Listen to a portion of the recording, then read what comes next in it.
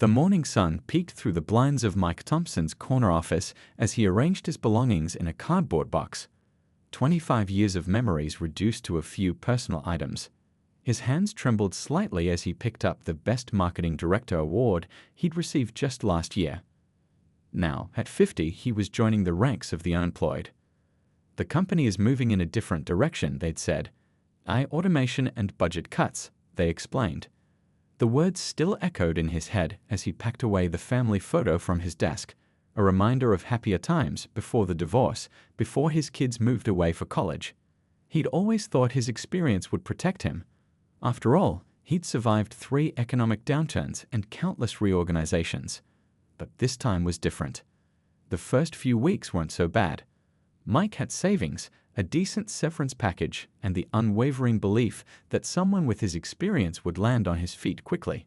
He spent his mornings updating his LinkedIn profile and his afternoons sending out job applications. Just a temporary setback, he'd tell himself, adjusting his tie before each video interview. But as weeks turned into months, the rejections piled up. "We're looking for someone more familiar with current trends," or "Your experience is impressive, but we're seeking a different profile." The unspoken truth hung in the air. He was too expensive, too old. Then came the diagnosis. What he dismissed as ordinary fatigue turned out to be type 2 diabetes. The timing couldn't have been worse. His health insurance was about to expire, and the medications weren't cheap. Each visit to the doctor drained his savings faster than he'd anticipated. He started cutting corners, skipping doses, eating cheaper, less healthy food, canceling his gym membership. Small compromises that would have larger consequences later. The mortgage payments became harder to meet. He'd always been proud of his 3-bedroom house in the suburbs with its small garden where he used to grow tomatoes. Now, each monthly bill felt like a ticking time bomb. He started selling things, first the unnecessary items, the golf clubs he rarely used, his collection of vintage wines. Then the necessary ones, his second car, his laptop, his phone. Each sale bought him a little more time, but also cut him off from potential opportunities. Pride kept him from reaching out. His brother lived across the country, busy with his own family. His friends from the industry, well, it was embarrassing. How do you tell people you once shared business-class flights with that you can barely afford groceries? The isolation crept in slowly, like a fog rolling over his life. He stopped answering calls, missed social gatherings, made excuses for not attending his college alumni meet. The final notice from the bank arrived on a Tuesday. He remembers because it was garbage day, and he'd been thinking about how the neighborhood always looked a bit messy with all the bins out. The letter was formal, impersonal, 90 days to vacate. He sat on his porch that evening, watching the sunset paint the sky in shades of orange and pink, wondering how life could change so dramatically in less than a year. That night, he made a spreadsheet. Old habits die hard. Assets, debts, options. The numbers didn't add up, no matter how he arranged them. His remaining savings wouldn't cover first and last month's rent on an apartment, not with his medical expenses. The reality he'd been avoiding finally sank in. He was about to join the ranks of people he'd previously only seen on street corners, people he'd avoided eye contact with while walking to his office in better days. As he packed essential items into his car, clothes, toiletries, important documents, Mike couldn't help but reflect on the fragility of the life he built. One job loss, one health crisis, and the carefully constructed facade of middle-class security had crumbled. The same car he'd once proudly driven to client meetings would now become his home. The irony wasn't lost on him. In the coming days, he would learn to navigate his new reality. Finding safe places to park at night, locating public bathrooms, keeping up appearances enough to use coffee shop Wi-Fi without arousing suspicion. Managing his diabetes became a daily challenge, a dangerous dance of rationing supplies and hoping nothing would go wrong. Each morning, he'd wake up in his reclined driver's seat, watching other cars pull out of their driveways, heading to the jobs and lives he'd left behind. The city looked different from this new perspective. Streets he'd driven for years revealed hidden truths, which businesses were kind to people like him now, which places were safe to rest, which public spaces offered a moment of peace. The corporate towers downtown, where he'd spent most of his career, now cast long shadows that felt more threatening than impressive. He was still the same person, with the same education, same experience, same skills. But the world treated him differently now.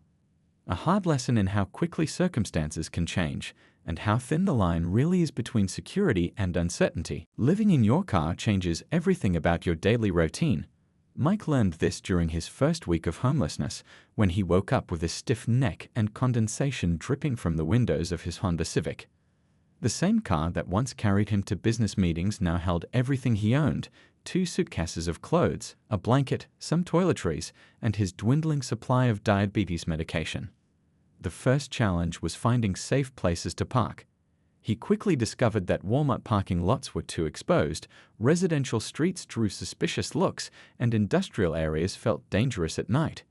He settled into a rotation between different locations: the 24-hour gym's back lot, until they noticed, the quiet street behind the library, and occasionally the park-and-ride lot where he used to catch the train to work.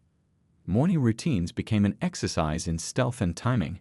He'd wake before sunrise, when the early morning joggers started their routes, and drive to the public recreation center. $5 bought him a shower and a chance to shave to maintain the illusion of normalcy. He'd carefully iron his one remaining dress shirt in the bathroom, using the hand dryer to remove wrinkles. Looking presentable wasn't vanity, it was survival. The better he looked, the less likely people were to question his presence in coffee shops or libraries where he spent his days. His laptop and phone, once his lifelines to the professional world, were sold in the 3rd week. The money helped buy insulin and some food, but the loss cut him off from job hunting and his remaining professional contacts. The library computers became his only connection to the digital world, but using them meant competing with other people in similar situations. He'd get an hour, maybe 2 if he was lucky, to check email and search for jobs. Food became a constant worry. His diabetes meant he couldn't just eat at soup kitchens or buy the cheapest available options. He needed regular, healthy meals to maintain his blood sugar. The local dollar store became his grocery store, where he'd carefully count out money for canned tuna, nuts, and whatever vegetables were on sale. Some days, he'd skip meals to save money for medication. Other days, his blood sugar would drop dangerously low, and he'd have to spend precious dollars on juice or glucose tablets. The nights were the hardest. Summer was ending, and the temperature was dropping. He'd layer all his clothes and wrap himself in his blanket, but the cold still crept in through the car's metal frame. Sleep came in fitful bursts, interrupted by passing cars, police patrols, or his own anxious thoughts. He'd lie there, watching his breath fog up the windows, remembering how he used to complain about his home's heating bill. His brother had tried calling a few times, but Mike couldn't bring himself to answer. What would he say? That he was sleeping in his car? That he couldn't afford his medication? The shame was a constant companion, heavier than the blanket he used at night. He'd watch people walking past his car, heading to their jobs, their homes, their normal lives, and wonder if any of them could tell that he used to be just like them. Managing his diabetes became increasingly difficult. Without a refrigerator, he couldn't properly store insulin. Without a proper schedule, his meals were irregular. Without consistent medical care, he couldn't monitor his blood sugar as often as he should. There were moments when he felt dizzy, his vision blurring, and he'd wonder if this would be the time his body finally gave up. The car's gas gauge became his most watched possession. Each mile driven meant less money for food or medicine, so he learned to be strategic. He'd park near public bathrooms when possible, walk instead of drive when he could, and always keep enough gas in the tank to reach the hospital if his diabetes took a bad turn. The quarter tank mark became his new empty. Going below that felt too risky. He started recognizing others in similar situations. The woman who always parked her minivan in the far corner of the supermarket lot. The elderly man who spent entire days in the library, carefully rationing his coffee. They never spoke, but there was a silent understanding, a slight nod of recognition. Each of them had their own story, their own path to this place. Time began to lose meaning. Days blurred together, marked only by the need to move his car to avoid attention, to find food, to manage his health. His world shrunk to a series of immediate concerns. Where to sleep tonight? Where to get clean water? How to make his medication last longer? The future, once filled with career plans and retirement dreams, narrowed to surviving the next 24 hours. The professional skills he'd spent decades developing seemed useless now. What good was knowing marketing strategies when you couldn't afford a phone? How did expertise in brand management help when you were trying to figure out where to shower? His education, his experience, his past life. It all felt like a dream he'd had, growing more distant with each passing day. One particularly cold night, parked behind an abandoned store, Mike caught his reflection in the rearview mirror. His face had grown gaunt, his eyes hollow. The man who once confidently led marketing campaigns was disappearing, replaced by someone he barely recognized. It wasn't just the physical changes, something deeper was shifting. The world he'd known, with its comfortable certainties and social safety nets, had revealed itself to be far more fragile than he'd ever imagined. That night started like any other. Mike had parked behind the community center, a spot he discovered was relatively safe and quiet after dark. The temperature had dropped below freezing, and his breath created small ice crystals on the inside of his car windows. He'd been rationing his insulin, stretching it out longer than he should, trying to make it last until he could scrape together enough money for more. Looking back, he should have recognized the warning signs. The dizziness had been getting worse throughout the day, and the thirst, that terrible constant thirst, hadn't gone away despite drinking water from public fountains. But when you're living in your car, every problem feels like something you just have to push through. There's no calling in sick when you're homeless, no taking a day off to recover. The shaking started around midnight. At first, he tried to convince himself it was just the cold, but deep down, he knew better. His vision began to blur, and the world started spinning in slow, nauseating circles.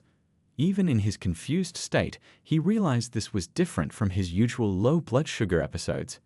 This was worse. Much worse. He fumbled for his glucose meter, but his hands were shaking too badly to get a proper reading. The few glucose tablets he had left fell between the seats, out of reach. Through the fog in his mind, he remembered reading about diabetic emergencies during healthier days, how they could turn fatal if left untreated. The thought sparked enough clarity for one decision: he needed help. Stumbling out of his car, Mike tried to walk toward the community center's back entrance, where he knew there was a security light. Maybe someone would see him. Maybe someone would help. The ground seemed to tilt beneath his feet, and the few yards felt like miles. He made it halfway before his legs gave out, and he collapsed against the building's brick wall. The next thing he remembered was a voice, gentle but firm, cutting through the haze. "Sir? Can you hear me? Stay with us." A flashlight beam moved across his face. Someone was checking his pulse, calling for help. He tried to speak, to explain about his diabetes, but the words wouldn't come. Then there were more voices, the wail of an ambulance siren, the feeling of being lifted. The hospital room came into focus slowly. White walls, beeping machines, the sharp smell of disinfectant. It was all painfully familiar from his previous life, when he had insurance and regular checkups. An IV dripped fluids into his arm, and his blood sugar readings had finally stabilized. But it was the person sitting in the chair next to his bed that would change everything. "I'm Bob," the man said simply. "I run the outreach program at the community center where we found you." No judgment in his voice, no pity, just a calm, matter-of-fact presence. Mike tried to look away, ashamed of his situation, but Bob continued talking as if they were having a normal conversation over coffee. "You know, we've seen you parking there for the past few weeks," Bob said. "We have a program that might help. If you're interested." He pulled out a business card, worn at the edges, and placed it on the bedside table. No pressure. "But when you're ready to talk, we're ready to listen." Mike stared at the card for a long time after Bob left. His first instinct was to reject the offer. He'd spent months avoiding help, convinced he could handle everything alone. Pride, that stubborn companion, whispered that accepting help meant admitting defeat. But lying in that hospital bed, watching nurses check his vitals, something began to shift in his mind. The doctor who treated him turned out to be different from what he expected. "Living in your car with diabetes," she said, reviewing his chart. "That's a dangerous combination, but we can help you manage it better." She didn't lecture or scold. Instead, she listened as he slowly, hesitantly, began to share his story. For the first time in months, people were treating him like a person again, not a problem to be solved or a nuisance to be avoided. The social worker who visited his room brought information about medical assistance programs he didn't know existed. A diabetes educator showed him better ways to manage his condition with limited resources. The most surprising conversation came from a hospital volunteer who stopped by his room. "I was where you are," she said quietly, straightening his blanket. 3 years ago. Corporate job, nice house, then everything fell apart. Now I'm back on my feet, helping others." Her words cracked something open inside him. If she could rebuild her life, maybe he could too. Before his discharge, Bob returned with more information about the community center's transitional housing program. "It's not fancy," he explained, "but it's a real bed, a roof over your head, and support to help you get back on your feet." This time, Mike found himself nodding, the cart no longer feeling like a symbol of failure, but a possible way forward. As he prepared to leave the hospital, Mike looked at his reflection in the bathroom mirror. The face looking back at him was tired, older than he remembered, but there was something new in his eyes. A tiny spark of hope. He thought about the past few months, about how hard he'd tried to maintain the appearance of his old life while everything crumbled around him. Maybe, he realized, true strength wasn't in refusing help, but in having the courage to accept it. The transitional housing facility wasn't anything like Mike had imagined. He'd pictured something institutional, maybe like the shelters he'd avoided during his months on the street. Instead, it was a converted apartment building, plain but clean, with small but private rooms. His space wasn't much bigger than his old home office, but after living in his car, it felt like a palace. That first night, he lay awake on his narrow bed, listening to the unfamiliar sounds of other residents moving through the hallways. The mattress wasn't particularly comfortable, but it was horizontal, a luxury he hadn't known for months. He kept reaching for his car keys, a habit from checking the doors were locked, before remembering he was actually safe behind a real door with a real lock. Morning brought new challenges. The facility had rules, lots of them. Breakfast was served at 7 a.m. sharp in the common area. Residents had to attend weekly house meetings, keep their rooms clean, and participate in the program's activities. For someone who'd spent decades making his own schedule, it felt strangely like being back in school. Structure helps, his caseworker, Mr. Chen, explained during their first meeting. Think of it as rebuilding your foundation. Mr. Chen was a quiet man with kind eyes and a no-nonsense attitude. He helped Mike create a schedule, doctor's appointments, diabetes management classes, job search workshops. Each item carefully noted in a simple notebook the program provided. The hardest part wasn't the rules or the schedule, it was sharing space with others. The common areas were always busy. People cooking in the shared kitchen, watching TV in the lounge, doing laundry in the basement. Mike had always valued his privacy, and now he had to learn to navigate constant social interaction. But those interactions, awkward as they sometimes were, started teaching him important lessons. There was Tom, a former construction worker who'd lost everything after a workplace injury, who showed Mike how to cook healthy meals on a tight budget. And Linda, a retired teacher who ended up here after her husband's medical bills depleted their savings, who organized informal support groups in the evening. The diabetes management classes became an unexpected source of comfort. Twice a week, he sat with other patients in a small room at the local clinic, learning about proper nutrition, medication management, and lifestyle changes. The nurse running the class, Mrs. Wilson, had a way of making complex medical information simple to understand. More importantly, she helped him develop strategies for managing his condition with limited resources. "Your health is your foundation," she would say, reviewing his blood sugar logs. "Everything else builds from there."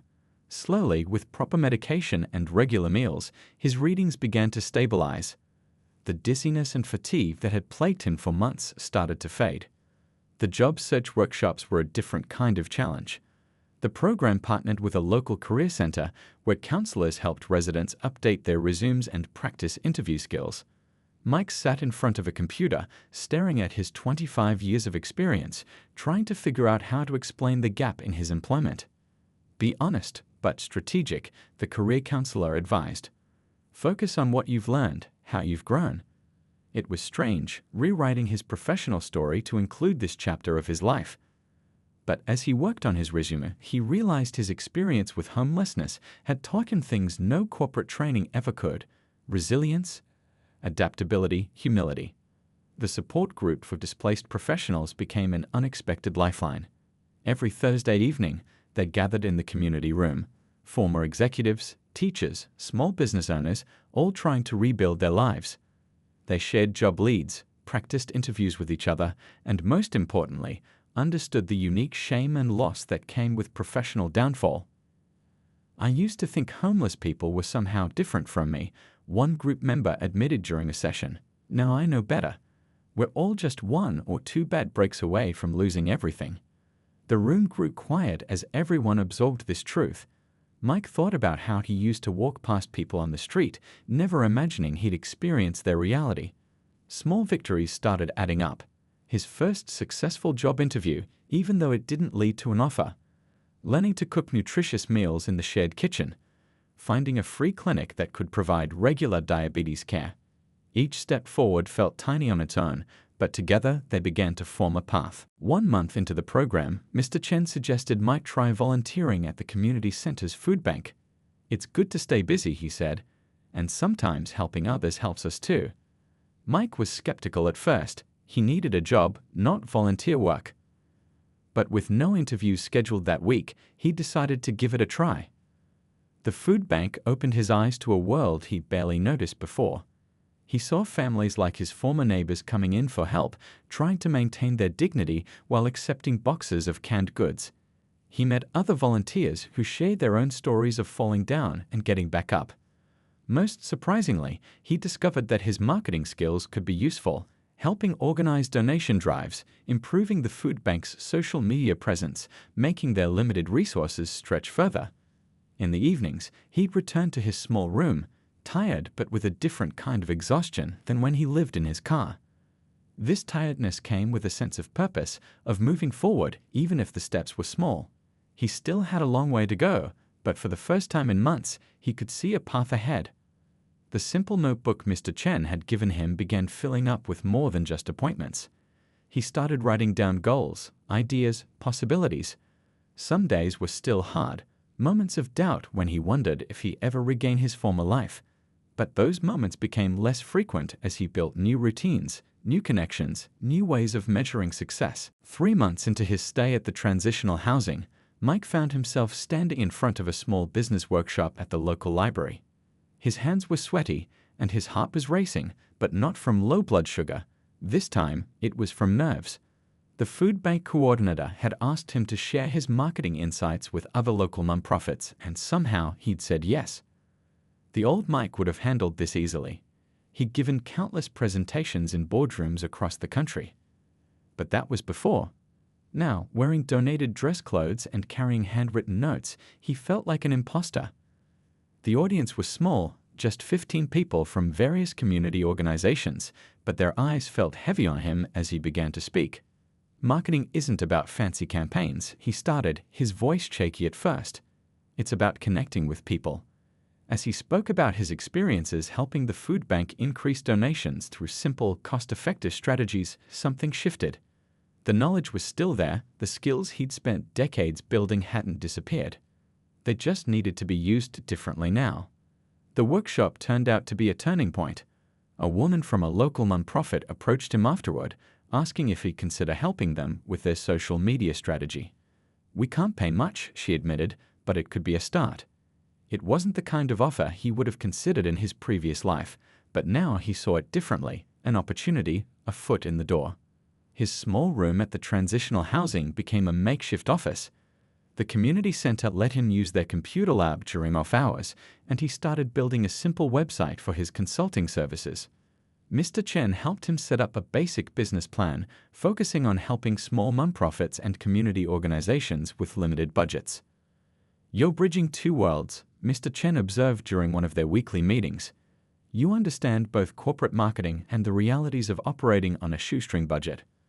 Mike hadn't thought about it that way, but he realized his recent experiences had given him unique insights. He knew firsthand how organizations could make the most impact with limited resources. The diabetes management classes continued, but now he was helping other participants learn to navigate the healthcare system. He discovered local pharmacy programs that offered discounted medications, learned which clinics provided sliding scale fees, and found ways to be healthy on a tight budget. Sharing this knowledge gave him a sense of purpose he hadn't felt in years. His first real client came through the Food Bank Network. A small homeless shelter needed help increasing community awareness and donations. The pay was modest, but it was real work. He threw himself into it, using everything he'd learned both from his corporate days and his recent experiences. The shelter's director was amazed by his understanding of their challenges and limitations. Word started spreading in the nonprofit community. Small organizations appreciated that he understood their constraints and could speak their language. He wasn't just another consultant with fancy presentations and big ideas. He was someone who'd lived through hardship and knew how to make every dollar count. Managing his diabetes became easier as his life gained stability. Regular income meant regular meals and medications. The community center offered a small gym where he could exercise, and his blood sugar levels were the most stable they'd been in months. His doctor at the free clinic noticed the improvement in his overall health, not just his numbers. The hardest step was reaching out to his brother. After months of silence, he finally picked up the phone. The conversation was awkward at first, filled with long pauses and unasked questions. But when he started explaining his new work, helping nonprofits with their marketing, his brother's tone changed. "You sound different," he said. "Stronger." His brother offered to help him set up proper business accounting and create a professional website. It was a small gesture, but it meant everything. A bridge being rebuilt, family connections slowly healing. They started having weekly phone calls, talking about more than just business, gradually repairing their relationship. The volunteer work at the food bank continued even as his consulting work grew. He started training other volunteers in basic marketing and social media skills, creating a small team that could help multiple organizations. The same skills that had once earned him 6 figures were now being used to help people who were struggling just as he had. One evening, sorting through donation records at the food bank, he found his old business card tucked in a folder. The sight of his former title, Marketing Director, made him pause. That version of himself felt like a stranger now. His new business cards were simpler, reading just Marketing Consultant, but they represented something more authentic. His room at the transitional housing still felt small, but it had become a space of possibility rather than limitation. The walls were covered with project plans and campaign ideas. His notebook was full of strategies for helping small organizations make bigger impacts. He was building something new, something that combined his professional skills with his newfound understanding of life's fragility. The other residents noticed the change in him. Some started coming to him for advice about job searches or resume writing. He organized informal workshops in the common room, sharing what he'd learned about rebuilding a professional identity after hardship. It wasn't just about finding work, it was about finding purpose. 6 months had passed since Mike first entered the transitional housing program. Standing in front of the bathroom mirror one morning, he'd hardly recognize himself. Not because he looked different, though he did look healthier, but because his whole way of seeing the world had changed. The man who once measured success by his salary and job title now found joy in helping a small food pantry reach more hungry families. His consulting business was growing steadily, but not in the way he'd once defined growth. Instead of chasing bigger clients and higher fees, he focused on projects that made real differences in people's lives. A domestic violence shelter needed help reaching potential donors. A literacy program wanted to attract more volunteers. Each project taught him something new about what really mattered. "You know what's funny?" he said during one of the weekly support group meetings. "I used to have this massive house, but I felt completely alone. Now I live in a tiny room, but I'm part of something bigger." The others nodded, understanding exactly what he meant. They'd all learned similar lessons about the difference between having things and having purpose. His brother had become a regular part of his life again, calling twice a week to chat about business and family. During one call, his brother asked why he didn't apply for some high-paying corporate jobs that were opening up. "You could get back to your old lifestyle," his brother suggested. Mike was quiet for a moment before answering. "That life nearly killed me," he replied, "not just physically with my diabetes, but spiritually. I was so focused on keeping up appearances that I forgot to actually live." His brother was silent for a while, then admitted he'd been thinking about making changes in his own life, inspired by Mike's transformation. The community center had become more than just a place to work. He knew everyone there now: the maintenance man who'd escaped an abusive home, the receptionist working her way through nursing school, the elderly volunteers who brought homemade cookies every Wednesday. These people, who he might have barely noticed in his previous life, were now his community. His diabetes management classes had turned into informal support groups. New patients would come in, overwhelmed by their diagnosis and limited resources, and Mike would share his story. "If I could manage this while living in my car," he'd tell them, "you can definitely handle it with the right support." He worked with the clinic to create simple handouts about managing diabetes on a budget, combining his marketing skills with his personal experience. One day, a local reporter came to do a story about the food bank's successful donation campaign. During the interview, she asked Mike about his background. He found himself telling his story without shame or embarrassment. "I'm not special," he explained. "There are millions of people just one crisis away from where I was. The difference is I got help when I needed it most." The article led to speaking invitations from local business groups and schools. At first, Mike was reluctant. Public speaking about his darkest times seemed daunting. But Mr. Chen encouraged him. "Your story might help others ask for help before they hit rock bottom," he said. So Mike started speaking, sharing not just his story of homelessness, but the lessons he'd learned about community, purpose, and redefining success. His consulting work took on a new dimension as more small businesses started approaching him. They'd appreciated his combination of professional expertise and real-world understanding of struggle. He helped them develop marketing strategies that weren't just about profits, but about connecting with and serving their communities. The room in transitional housing still felt like home, but he knew it was temporary by design. He'd started saving money, preparing for the next step. But this time, his goals were different. Instead of dreaming about a big house or expensive car, he looked for ways to stay connected to the community that had helped him rebuild his life. One evening, while helping sort donations at the food bank, he found a familiar face among the clients. A former colleague from his corporate days. The man looked ashamed, trying to hide behind a baseball cap.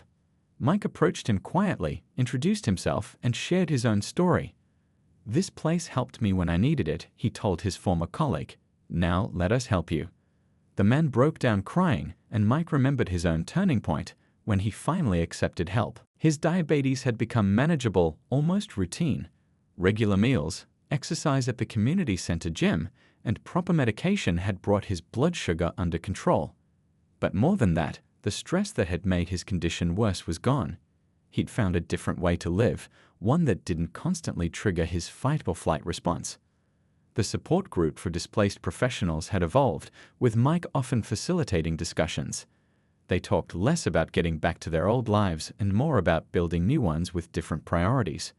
Some members started their own small businesses, others shifted to nonprofit work, and a few even chose to stay in lower-paying jobs that gave them more time with family. Looking through his old photos one night, Mike found a picture of himself from his corporate days, standing in front of his expensive car, wearing a designer suit, smiling for the camera. He remembered how much energy he'd spent maintaining that image, how many relationships he'd sacrificed for career advancement, how he'd measured his worth by his possessions. "Success looks different now," he wrote in his journal that evening. "It's not about what you have, but about what you give. Not about where you live, but about how you live. Not about the size of your house, but about the size of your impact." These weren't just nice words anymore. They were lessons he'd learned the hard way, truths he'd discovered while rebuilding his life from scratch. Moving into his new apartment felt surreal. It wasn't anything fancy, just a small one-bedroom unit in a modest complex near the community center. But as Mike carried in his few belongings, he felt a deep sense of accomplishment. This time, he wasn't renting because it was what society expected. He was choosing this place because it fit the life he wanted to live. The apartment's simplicity reflected his new priorities: a comfortable bed, a small desk for work, and a kitchen where he could prepare healthy meals to manage his diabetes. No expensive furniture, no unnecessary gadgets. His brother had offered to help him buy more things, but Mike declined. "I've learned how little I actually need to be happy," he explained. His consulting business had found its sweet spot, working with nonprofits and small businesses that wanted to make a difference in their communities. He'd created a sliding scale fee structure, making his services accessible to organizations with limited budgets.